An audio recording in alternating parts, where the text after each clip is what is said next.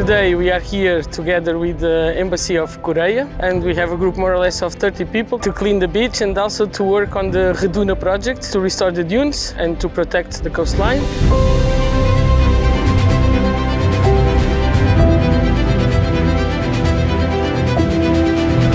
Portugal and Korea are surrounded by the sea on three sides.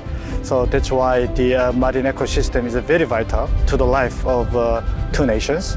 So that's why I'm very happy to have joint activity together with the Portuguese people.